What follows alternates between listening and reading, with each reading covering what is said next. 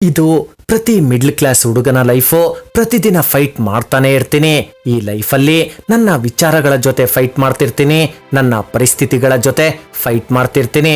ಅಲ್ಲದೆ ಈ ಲೈಫಲ್ಲಿ ಜಾಸ್ತಿ ಏನೂ ಇಲ್ಲ, ಇರೋ ಅಷ್ಟೋ ಇಷ್ಟನ್ನೇ ಕಳ್ಕೊಡ್ಬಿಡ್ತೀನೇನೋ ಅನ್ನೋ ಭಯ. ಇಷ್ಟಪಟ್ಟಿದ್ದನ್ನ ಪಡ್ಕೊಳ್ಬೇಕು ಅಂದರೆ ದುಡ್ಡು ಅಡ್ಡ ಬರುತ್ತೆ. ಅಪ್ಪ ಅಮ್ಮನ ಜೊತೆ ಮದುವೆಗೋದ್ರೆ ಎಲ್ಲಿ ಸಂಬಂಧಿಕರು ನಿಮ್ಮ ಮಗ ಏನು ಮಾಡ್ತಿದ್ದಾನೆ ಅಂತ ಕೇಳ್ತಾರೇನೋ ಅನ್ನೋ ಭಯ. ನನಗೆ ಭಯ ಇರೋದು ಎಲ್ಲಿ ತಂದೆ ತಾಯಿಗೆ ಮುಜುಗರ ಆಗುತ್ತೋ ಅಂತ. ಪ್ರತಿದಿನ ಅಪ್ಪ ಕಷ್ಟಪಡೋದನ್ನು ನೋಡಿ ಬೇಜಾರಾಗುತ್ತೆ. ತನ್ನ ಆಸೆಗಳನ್ನು ಪಕ್ಕಕ್ಕಿಟ್ಟು ಎಷ್ಟಾಗುತ್ತೋ ಅಷ್ಟು ನನ್ನ ಆಸೆಗಳನ್ನು ಪೂರೈಸ್ತಿದ್ದಾರೆ. ಅಪ್ಪ ಆಗ್ತಿರೋದು 100 ರೂಪಾಯಿ ಚಪ್ಪಲಿನೇ ಆದರೂ ನನಗೆ ವರ್ಷಕ್ಕೆ 2-3 ಸತಿ 500ರಿಂದ 1000 ರೂಪಾಯಿ ಚಪ್ಪಲಿನೇ ಕೊಡಿಸ್ತಿದ್ದಿದ್ದು. ಅದು ನನ್ನ ಚಾಯ್ಸ್. ನನ್ನ ಫ್ಯಾಮಿಲಿ ಪ್ರತಿ ತಿಂಗಳು ಮುಗಿಯೋಷ್ಟೊತ್ತಿಗೆ ಮುಂದೆ ಸ್ಯಾಲ್ರಿ ಯಾವಾಗ ಬರುತ್ತೋ ಅನ್ನೋ ಪರಿಸ್ಥಿತಿ ನನ್ನ ಫ್ಯಾಮಿಲಿದು. ಈ ಮಿಡ್ಲ್ ಕ್ಲಾಸ್ ಫ್ಯಾಮಿಲಿ ಹುಡುಗನ ಲೈಫ್ನ 25ರಿಂದ 30 ವಯಸ್ಸು ಹೇಗಿರುತ್ತಂದ್ರೆ ಅವನು ತನ್ನ ಬಗ್ಗೆ ಯೋಚನೆ ಮಾಡೋದನ್ನೇ ಬಿಟ್ಬಿಡ್ತಾನೆ. ಯಾಕಂದ್ರೆ ರೆಸ್ಪಾನ್ಸಿಬಿಲಿಟೀಸ್ ಅಷ್ಟಿರುತ್ತೆ. ನನ್ನ ಸಂಬಳ ಎಷ್ಟು ಅನ್ನೋದ್ರ ಮೇಲೆ ನನಗೆ ಮರ್ಯಾದೆ ಸಿಗುತ್ತೆ.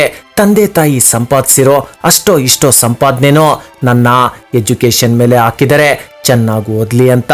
ಪ್ರತಿ ಫ್ಯಾಮಿಲಿನಲ್ಲೂ ಒಬ್ರಿರ್ತಾರೆ, ಅವರಿಂದ ಇಡೀ ಫ್ಯಾಮಿಲಿ ಸ್ಥಿತಿ ಬದಲಾಗುತ್ತೆ. ಈ ಬಡತನದಿಂದ ಮೇಲೆತ್ತೋ ಕೆಲಸ ಮಾಡೋದು ನಾನೇ ಅನ್ನೋ ನಂಬಿಕೆ ನನ್ನ ತಂದೆ ತಾಯಿದು. ಆ ನಂಬಿಕೆನ ಉಳಿಸ್ಕೊಳ್ತೀನೋ ಇಲ್ವೋ ಅನ್ನಿಸ್ಬಿಟ್ಟಿದೆ.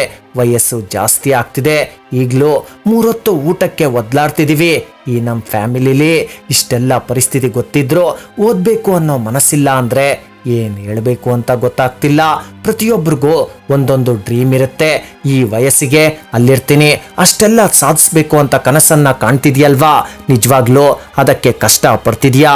ಒಂದ್ಸತಿ ಯೋಚಿಸು. ನಿನ್ನ ಲೈಫಲ್ಲಿ ಪ್ರತಿದಿನ 6ರಿಂದ 8 ಗಂಟೆ ಮೊಬೈಲಲ್ಲಿ ಟೈಮ್ ವೇಸ್ಟ್ ಮಾಡ್ತಿದ್ರೆ ಮುಂದೆ ಲೈಫ್ ಹೇಗೆ ಅಂತ ಯೋಚಿಸಿದ್ಯಾ?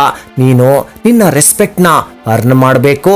ನಿನ್ನ ಓದು, ನಿನ್ನ ಲೈಫ್ ಹೇಗಿರ್ಬೇಕಂದ್ರೆ ನೀನು ನಿನ್ನ ಸುತ್ತಮುತ್ತ ಇರೋರಿಗೆ ನೀನೇ ಇನ್ಸ್ಪಿರೇಷನ್ ಆಗಬೇಕು.